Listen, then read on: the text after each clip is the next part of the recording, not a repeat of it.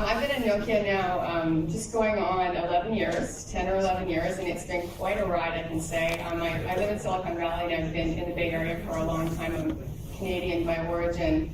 And I spent time in startups and working in marketing analytics earlier, and I spent time with Motorola. But I would say, at Nokia in the last 2.5 years, it's really been quite an incredible ride. I run marketing, consumer marketing, and B2B, different types of marketing in North America across the board. So that's Canada and the USA. And 2.5 years ago, we really kicked off a brave new project, a big hairy project where we were going to really bring back the Nokia brand in North America. And in partnership with Microsoft 2.5 years ago, we kind of decided we were going to go all in on smartphones with Microsoft's operating system. And I can tell you, it has been a wild, wild ride. Absolutely, as all brands are, in really tough, challenging categories. What is it that makes the mobile category, do you think, so incredibly challenging? It's a tough one. It's a tough one, and it's a fun one. It's just a really exhilarating category. I know many categories, experience the same kind of change that we do in the mobile category. But yet, I think there's something special. I think there's a lot of complexities in the mobile category that make it fun and extra challenging. There's a lot of interdependent marketing partners and interdependent channel realities. There's a lot of stuff that works together, and I think it's also very dynamic. And I think there's similar in a lot of categories, but in mobile, the ante has just been upped every year. On top of that, we have incredibly fabulous, very competitive products duking it out in the market, and consumers are changing their behavior, which is really something interesting in the last several years. And then on top of that, you have just incredible amounts of investment in media weight, and you really need to be thoughtful about how you're going to break through what is an unbelievably noisy category. So I think those are some of the things that go into making it an extra exhilarating and challenging category. Well, one of the things that really struck us as an agency when we started working with the brand was the incredible technology in imaging and how far the brand was able to take imaging in the mobile space. Why do you think that was so important and such a hook for the bringing back of the brand? Yeah, I think it's a good question. I think this in technology categories, there's so many things to talk about in the products, and you can have spec sheets for days. And the challenge of reducing all of that to a value proposition that's meaningful to consumers, that you can tell a story above the line and you can ladder down to all your different channels. That's a challenge. I think it's our job to simplify the message for consumers. And then on top of it, it really helps. And in fact, I think it's necessary if that consumer value proposition is actually true, in the sense that it really is one of the defining characteristics of your offering. And in our case, Nokia for years and even quite recently has been massively innovating in the smartphone imaging space. If you're a camera nut, we have Carl Zeiss lenses. That's what's in your optometrist office when you test your eyes, and that's what's they use that stuff at NASA. So it's very high technology. And then I think our challenge has been, how do we translate that into something that a consumer cares about in their day-to-day life? And for us, one of the things that we found very effective, and I think you've participated with us in a lot of programs, is just showing consumers the side-by-side comparisons. Because if you ask consumers, do you care about a 41 megapixel camera, and do you need these Carl Zeiss lenses, and do you need this ProCam, all this stuff, they're like, I don't know. But if you show them, at their kid's birthday party or when they're partying with their friends at night, the difference between low-light technology, do you want to capture those moments of your life for real, that look wonderful and amazing and it's easy to do, or do you want to have a less optimal solution? There's no contest. So for us, it's been a challenge of collapsing all that complexity into the show me moment. And I think because Nokia has such advanced technology in this area, it's been fun to do evidentiary marketing as well as all the other kinds of brand marketing we've done in the past. And it's been really fun listening to the consumer stories as a result, because you think that all this unbelievable technology story, that it's just sort of facts and figures and it's technology. But then you hear comments from moms who say, I had my child's birthday party and I was using another phone and it took the worst pictures and I will never have that moment again. Yeah. That's the classic, that kind of finding that consumer truth and looking for a way to express it. I had that experience at my chiropractor's office a couple weeks ago, and he said, "What's that crazy phone you've got?" And the Lumia 1020 is kind of a surprising looking device, and so I was just showing him, "Hey, I'm a salesperson too, so I was selling him a phone, and I'm saying, hey, take a look at this image," and he took his phone out and showed a picture of his kid, and the picture wasn't as amazing as the picture of my nephew, and he just all of a sudden in this moment he was like, "Oh, I want my kid to have, I want that too." And so that emotional moment, that's what we try to find, and it's hard through all of the mumbo jumbo of the technology to get to that moment, but that's the start of the brand relationship. That's the moment. Yeah. That's the moment. And I think also, to the comment about partner marketing, which is one of our topics today, looking for the ways for those different passion communities that care about the features of our devices, that care about imaging technology and all the other stuff that goes along with it, looking for the photographers and their community and all the stuff they do, and looking for moms and the way they connect online, and looking for young people and how they're taking photographs of their friends and taking pictures of them skateboarding. I mean, all those kinds of passion communities. So it's about connecting to those advocacy communities and building programs and ways to reach out to them too. Absolutely. Yeah. So obviously, in this category, it wasn't really an option to just throw a whole bunch of advertising money against the consumer. Yeah. Which is what a lot of brands do in these bigger categories. They throw a lot of advertising money into it. Can you talk a little bit about the strategy around not doing that and instead taking a look at where you could build partnerships to build a better marketing program instead of just that? Yeah, I mean, when we really kicked off this kind of Nokia relaunch in the USA, and that's one of the things we looked at from a strategic standpoint. We said, this is an insanely noisy category, and all of your marketers, you can run the numbers. The investment levels are really massive, and they are growing. And we see even mass brands, really well-known brands, have trouble breaking through the competitive norms, in terms of the advertising. So we kind of step back, and we're a very large company. We've been around a long time, but it's no joke to say that we're a challenger. And so when we look at a problem like how are we going to break through in the U.S. and how are we going to get our message out to consumers, we said, let's take the gloves off. Let's think out of the box. How can we make a difference? What can we do, and what can we not do? And what we decided not to do was to do a traditional ATL, kind of above the line strategy where we just throw tons of money at TV and hope for the best. Not to say that's what other brands do, but I've seen that strategy in the past. So, and what we said is look at where the influence is in our category. And when you look at where the influence is, and it's with our partners as well as with our own brand. So our operator partners that we work with, Verizon, AT&T, T-Mobile, there's a lot, and in the USA, there's a lot of influence there. So we spend a lot of time thinking, how can we reinvent our relationship with the operators? How can we reinvent how we train reps? What can we do there that's really going to be different and fun and unique and really tell our brand story, not just in the stuff we make, our assets, but how we engage. We looked at our national retail partners and said, how can we connect differently with them? What can we do there?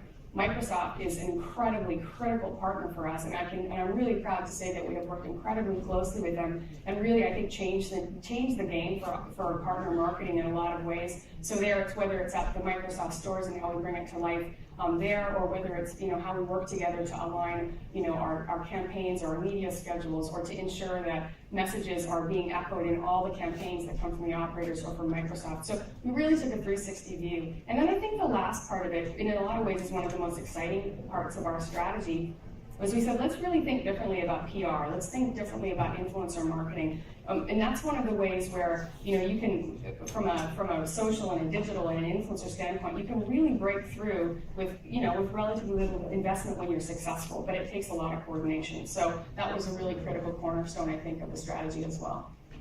Great, so if you think about sort of the partnership journey that you've been on as a brand, partnership arguably started with Microsoft. Absolutely. And developing the platform with Microsoft. And then the partnerships with the carriers. That was a huge piece, as you just mentioned, of bringing the brand to life in the smartphone space. And then you went to pop culture, sort of sports and music and photography and heavy social influencers.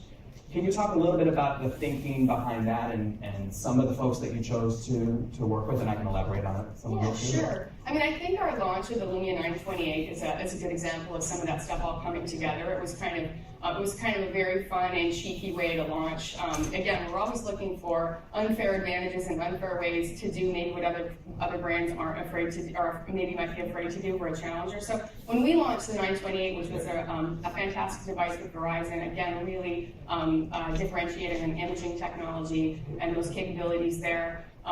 There started to be rumblings before our launch, and it appeared to be that there was a print ad in Vanity Fair for a product that had never been announced by Nokia, and that was how we started the campaign. And it was really, we got a ton of, the fanboys were out in force, they're trying to figure it out. There were actually some outdoor ads in the Bay Area that went up and then got taken down, and so there was this whole, and that was really kind of that pre-launch phase, and there was just like a ton of chatter, and we really started to create a lot of anticipation without doing a lot of traditional marketing. In addition to that, kind of as part of the launch and life cycle, we partnered with Ed Sheeran, who was a really relevant artist to our target, and really did a lot of really interesting programs in partnership with Verizon.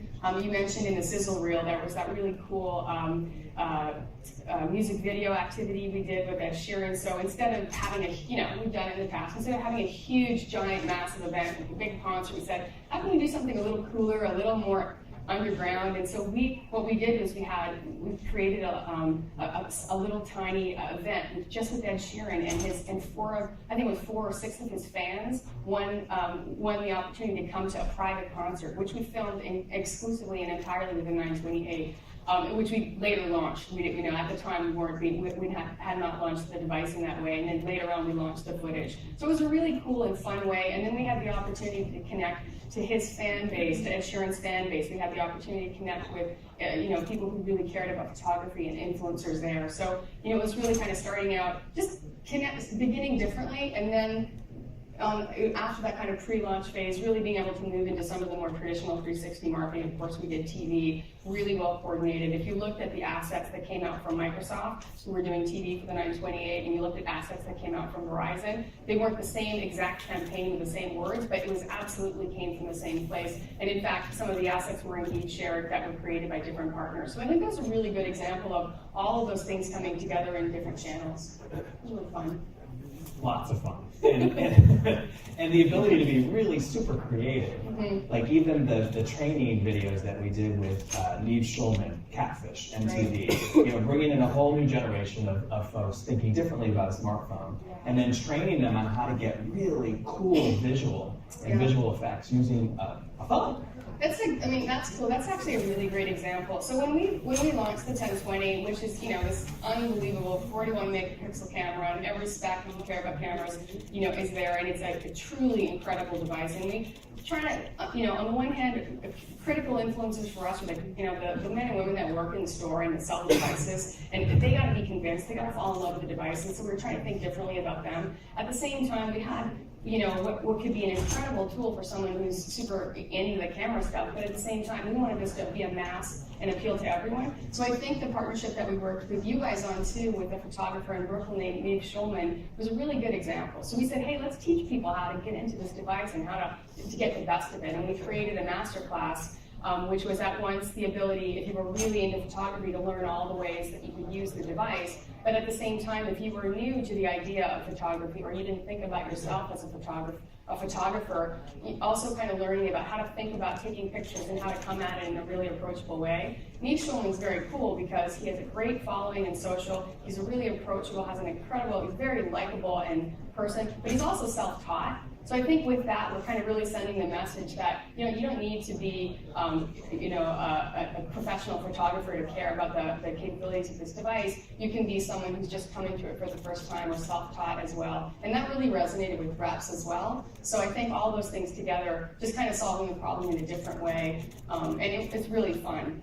And also it's really authentic because this, Neve really cares about images. He cares about taking photographs. We followed him from, Arizona to Los Angeles when he was picking up he's into classic cars, and so we took his girlfriend on a road trip. And just all through that, like telling the story about why you care, what's meaningful about the device, and how interesting it is to come at taking pictures in a different way. So I was just flashing up some pictures on the screen of really some shots that were taken around New York City for the launch of the 1020 with some pretty major photographers, fashion photographers, Bruce Weber, National Geographic photographers, lifestyle photographers, pretty cool stuff. And to your point earlier, what I find amazing is that when you think about consumers and how they use the smartphones, actually taking pictures, I think, is the number 2 reason why they use a smartphone. It's before actually talking Yeah.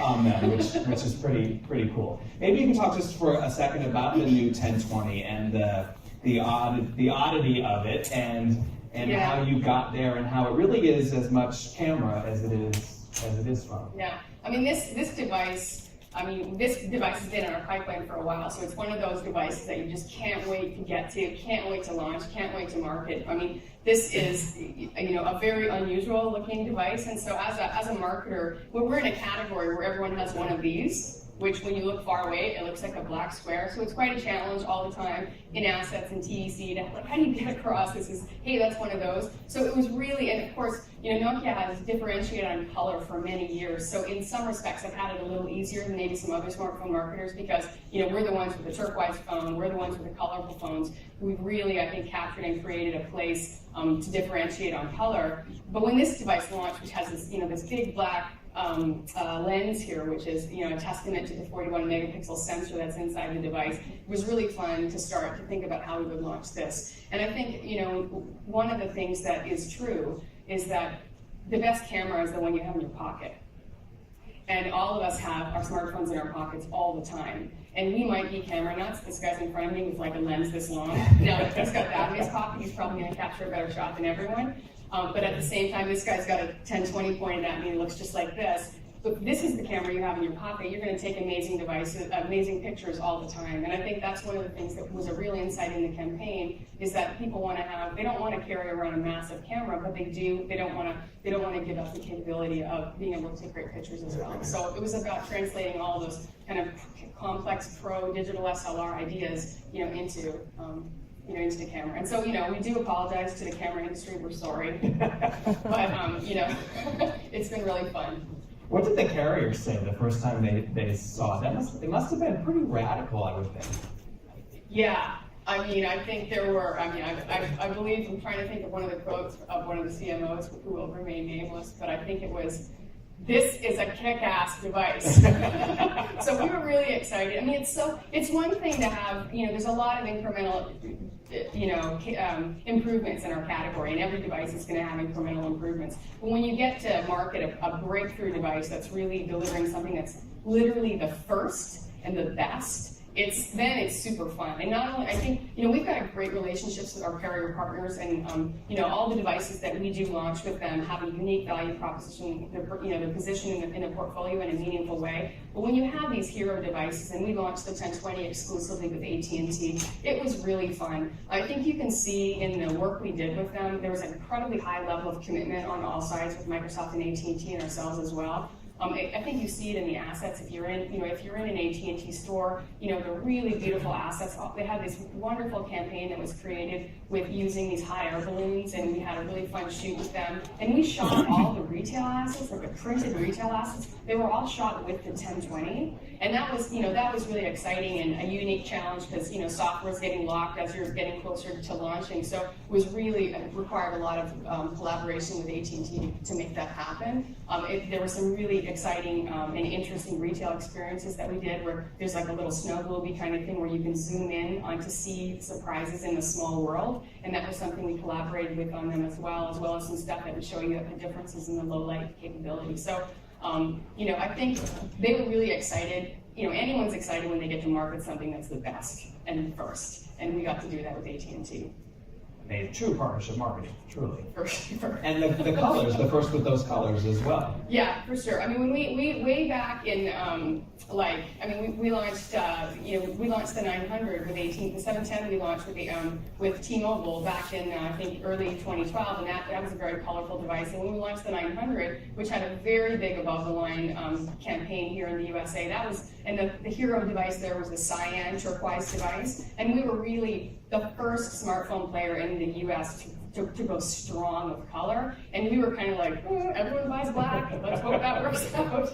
And we sold out, and that's been the case in successive launches when we launch with colorful devices. Black is a very popular color. You're going to sell black phones, that's the way it goes. You're going to sell white phones, that's the way it goes. But we have been very surprised by the challenges in keeping our colored devices in stock. And in fact, that's something that we found to be one. Again, this category is changing. Consumers' opinions are changing with what they're gonna be interested in. One of the big things we've seen is I think we really led that color story.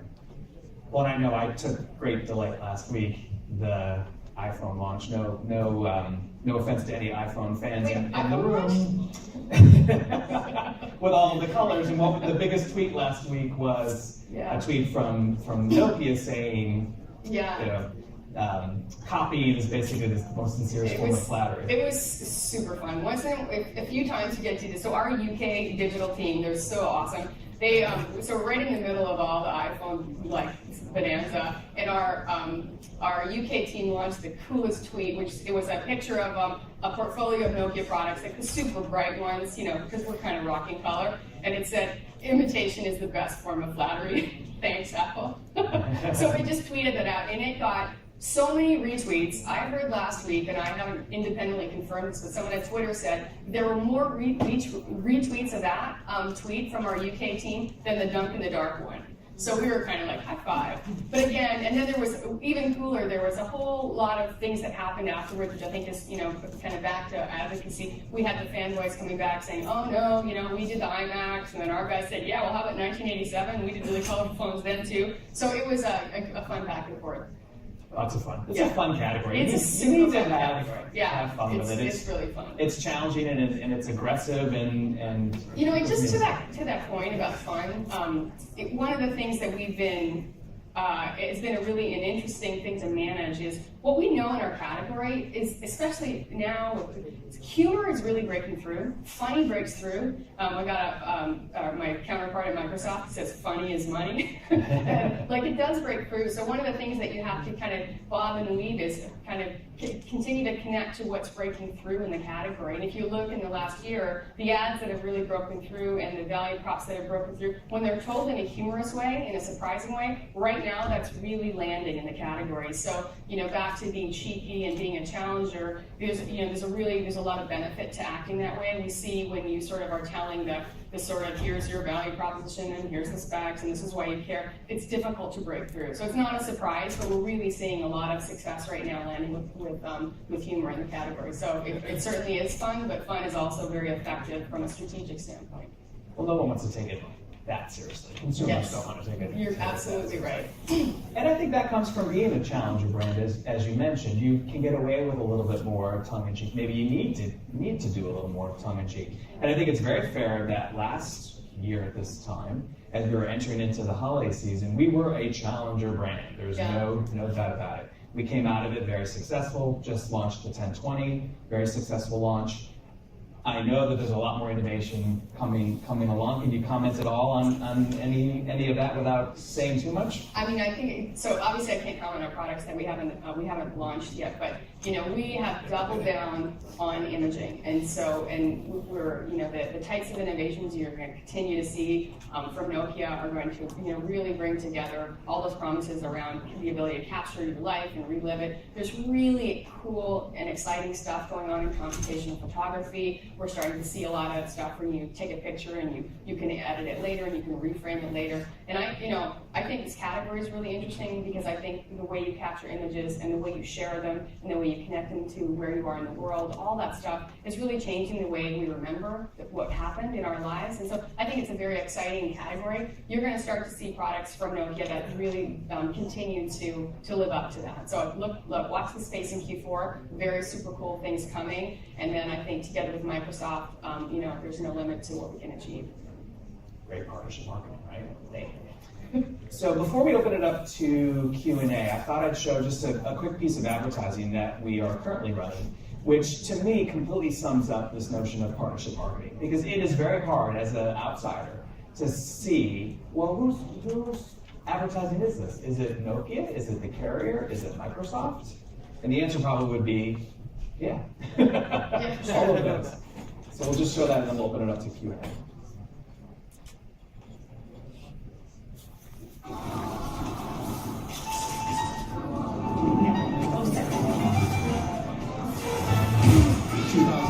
Call. He wants his camera phone back.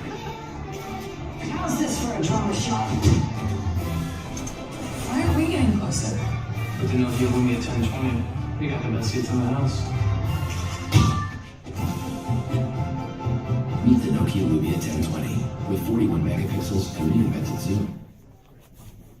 Yeah, that was so this series, which was started with that, you might have seen the other. There was an ad called The Wedding, which was there was a similar kind of construct where people having a big fight at a wedding. It just, it took off. It broke through. We got so much buzz from that. And then this spot came out. Tom Griller, who runs marketing for Windows Phone, was involved in this. He created this campaign with Matt Donovan and Stacey Terry, and awesome. And to your point, when you look at that ad, you're like, who's this being advertised? Who's this ad from? And I think that's a testament to what a great partner Microsoft has been to work with. And it's what creative teams are like, agency teams trying to get them to work together. It's always a challenge. But it was a real pleasure to work with Matt and Stacey on this. Having the opportunity to input on the creative brief and seeing the early revs of the spots and seeing how the testing was going. And I just think having that ability to have the same. To really understand that we have the same set of objectives. When Microsoft wins, we win. When we win, Microsoft wins. And so a lot of it's just about transparency and sharing, and we work really closely together to align that. And I think you see, we were super excited to get to activate and amplify all the buzz that came out of the wedding spot and all the ones that came out of the recital. But you're right, when you look at that ad, because of course we test all the stuff, and when we tested, who's this ad for? There was not a lot of difference between whether this was a Microsoft ad or a Nokia ad, because the recall was for both. And I think that's, at the end of the day, we need to land Windows Phone, we need to land that as an operating system, we need to land Nokia Lumia as a device that you buy, and you can't have one without the other. And I think when you have two big partners who, Microsoft's focused on landing Windows Phone, we're focused on landing Nokia Lumia, but we literally cannot achieve our objectives unless we're working together. And then on top of that, working closely with the operator. So it's an adjustment to really start to think like that, to really open the kimono and realize that you have the same set of incentives. But I would say that we succeeded, and I think there's been a big change in how we work with Microsoft, and it's very exciting. And you touched on one word that I think we would like to end on, which is transparency. When you're working with partners like that, who may or may not have different agendas, but ultimately, hopefully, have the same objective. Yeah. Transparency is absolutely the key. Trust, transparency, understanding that what everyone's trying to accomplish, and then going for the win. Yeah. Yeah. Pretty cool stuff. I would say so. So it helps when you're on the same page. Getting there is sometimes an interesting journey, but for working with Microsoft, it's been great. And of course, we've had some big announcements lately in our relationship with Microsoft. But what I found, personally, up in the U.S. and Canada region, what's interesting is that our ways of working don't change. Obviously, nothing will change until after there's some actual transactions going on. But in the meantime, we've agreed we're working on one campaign. We coordinate our media schedules. We're working so closely together, so nothing actually changes in our day-to-day, and exactly the same in our connection with the operator. So it's business as usual for now. And another step in the journey. Yes, it is. Good, let's open it up to questions. There's some microphones moving around. We've got one way over there. Right behind you, actually. Yeah. Thanks. I have a quick question, actually, kind of on the balance between hardware and apps, right? There's a lot of app startups and stuff in the room, and I think one of the big knocks, right, on Windows OS, right, is that there aren't as many app developers kind of spending their development time there. So was that a concern for you, one? And two, was that part of why it was so important for your hardware to have such a distinct value proposition that was native to itself and kind of not requiring app developers to suddenly jump on board with the OS? Yeah, I think it's a great question, and I think it speaks to, we kind of opened it up talking about some of the complexity in the category, and I think that's another great example of where there's just a lot of interdependent value propositions and requirements by consumers. And so there's the operating system, and there's the apps that are available, and there's what are the capabilities of the device, and do I like the look and feel? So all those things together. This is, where Windows Phone is growing, and it's growing. Ignacio my counterpart over there is in charge of making sure we have enough apps on the platform. So the rate of growth is like insane. I mean, it's when you compare it to the growth that happened in the iPhone ecosystem and the growth that happened in the Android ecosystem. That is a very impressive growth curve. Absolutely, one of our challenges and our opportunities is to grow the number of apps that we have in the Windows Phone ecosystem. I can tell you if the growth rate is any indication, I'm very excited in the direction we're going. About 175,000 apps, and that's great, and we can keep adding to those numbers, and we can. But at the end of the day, the things that are really going to move the needle are the devices that are in people's hands and what people are using. And the other thing is, it's kind of like, remember we talked about how many websites you went to like in 1995 or 6, and everyone's like, how many can you go to? It's kind of the same thing when it comes to apps. And what we're seeing is there's a set of apps that matter. And certainly there's ones that churn in and out who are kind of like important today or tomorrow or what's launching. But we're focused on making sure we've got the top apps available for consumers or solutions if we don't have that app yet. And then we're focused on innovating really different and really exclusive and different kinds of apps. So it's really, I think, a two-pronged strategy. One, we absolutely have to fill the pipeline. We got to get those top apps in there. We got to incent developers and help them understand the growth that is happening in the Windows Phone ecosystem in general. And then we're also really focused on creating like next generation exclusive experiences that can only be made possible with the devices that we have. So if you look at some of the exclusive apps that we provide, they rely on our unique hardware, and so you can make the app for another platform because they don't have the unique hardware in the Nokia Lumia devices. You're not going to be able to create that experience. But it's a work in progress. There's no question. I feel better at night when I see the growth curves of how many apps are being built for our category. But I also feel really excited when we can play with new apps that they're only available on the Nokia platform as well.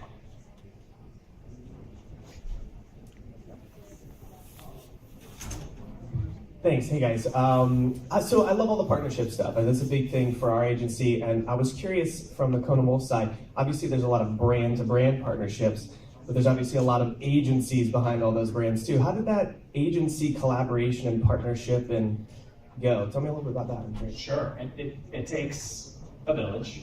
Marketing is a team sport. There's no doubt about it. And we work as a very high-functioning, actually.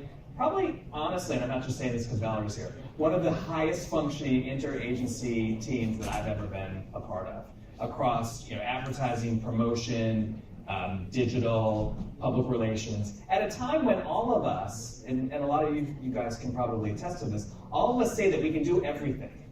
So, I mean, my agency says we can do all of those things. All the other agencies say they can do all of those things. But we worked really as a great team. And I think it's because, A, we had a great client, definitely, but also we were under incredible time constraints and in a true challenger mode. So it was like there was no time at all to think twice about who was going to do what. We just dove in.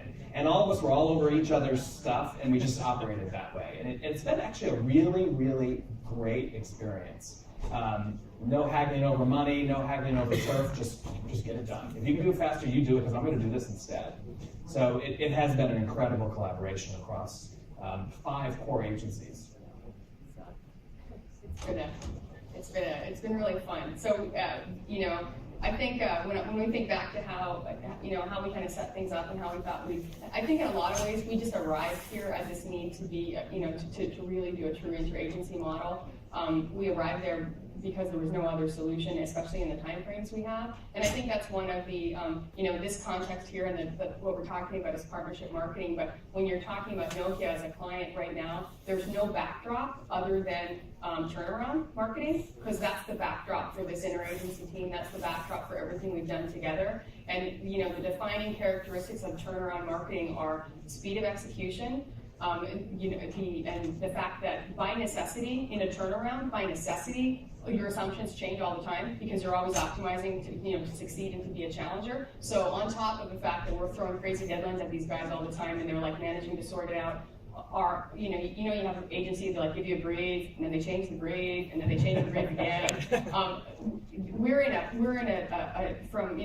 couple week period. A lot of our core assumptions by necessity are going to change because everyone is very nimble to the realities of the market. So one of the things that I really appreciate from a client standpoint is, in addition to working together really collaboratively, which is a challenge all the time, especially the agencies that can do everything, the ability to kind of bob and weave and take and kind of be okay with the fact that by necessity, not because we're a crappy client, the brief changes, and it does. So it's kind of like this brief in progress. So thanks for that, man. Well, and actually, I grew up in packaged goods where you would operate 18 months out. I mean, we would be working on holiday 2014 right now, Yeah. and still feel like we were behind the 8 ball. And it's October, or almost October. I shouldn't jump the months too much. But we're working in real time. This is real time marketing.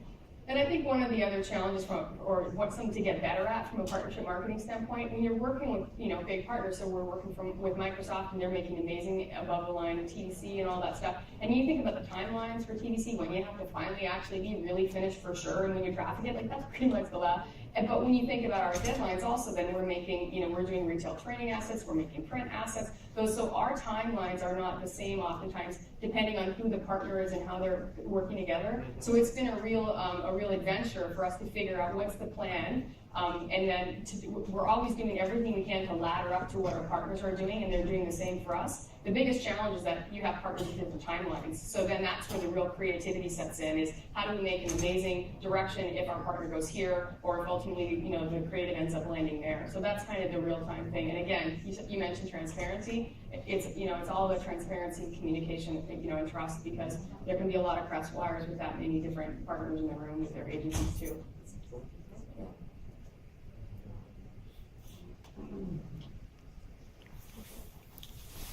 Hi, my name is Barbara Jones. I'm with Blissful Media Group, and my question is about influencer marketing. How are you determining who are influencers, and how are you how are you measuring a successful influencer campaign? Yeah, that's a great question. That's an ongoing conversation for sure.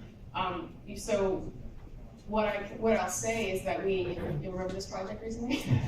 So we've got criteria. So we'll create criteria for, and it's not broad. Like it's not like this is always the criteria for us. We're looking at what's our objective. So in a particular campaign or a particular kind of communication objective, when we want to activate influencers, which frankly is almost all the time now on particular objectives we have. So we look at things. We absolutely look at what communities they're known in. We're really interested in what the social metrics are, but we're as interested in how real those connections are and how authentic that communication, that influencer is in their community, than whether they have huge numbers. Because one of the things that is frustrating, just like intuitively, is when you create like a ton of traffic or a ton of tweets or engagements or whatever, retweets, but that there's like really no real connection between that person, because they got paid to do that, and that's the business we're in. But I think for us, we're always, and Nokia really, from our brand DNA, every brand says this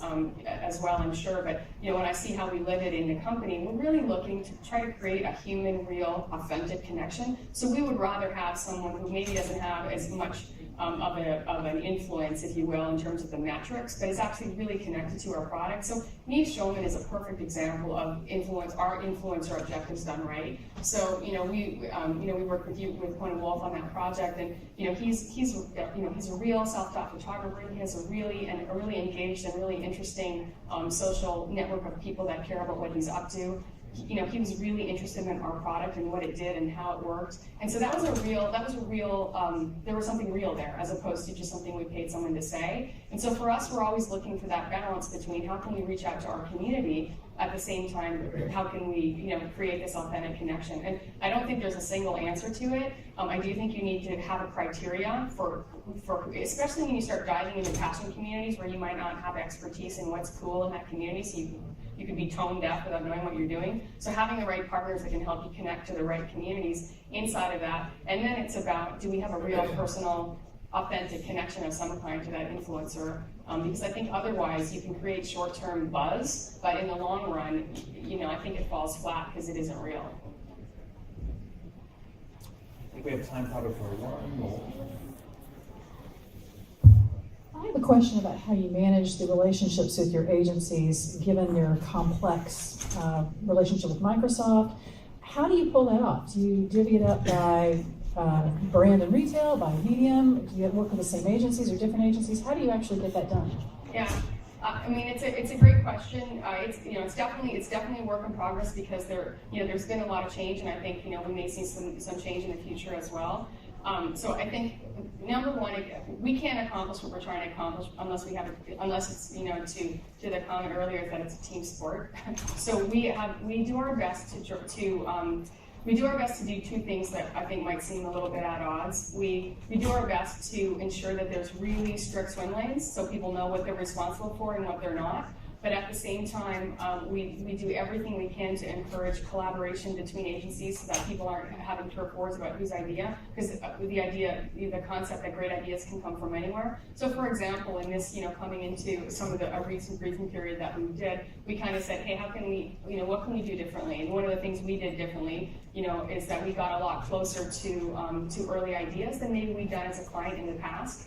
And so, agencies are, we have great agency partners. They bring us amazing ideas that are very well formed, even at the comp stage. We said, hey, we want to get in closer and earlier. So we did a lot of tissue sessions way early in the process where we didn't ask for anything except literally ideas on a page. And I think that helped us do two things. It helped us get to see what the thinking was earlier and maybe direct a little bit, because there's so much information coming in day to day in this turnaround business that's going to adjust and change what we're up to. But I think it also, I hope it helped our agency partners understand that where we were coming from, which is that we're not going to have a tantrum if we don't have a fully formed, perfect idea. We're more interested in working together to get to the right outcome, given the fact that a lot of times things are changing, as we speak. So it is a challenge to kind of get that right. I do think there's no solve for it except for constant communication. And then as a client, it's the balance between when I know something's changing, but I don't really know how much, when do I share that?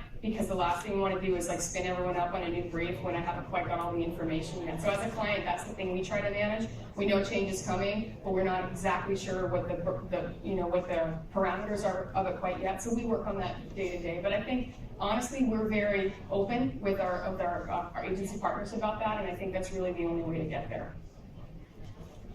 Great. Well, we are out of time, Valerie. Thank you. This was a lot of fun. This was awesome. Great. Thank you, everybody.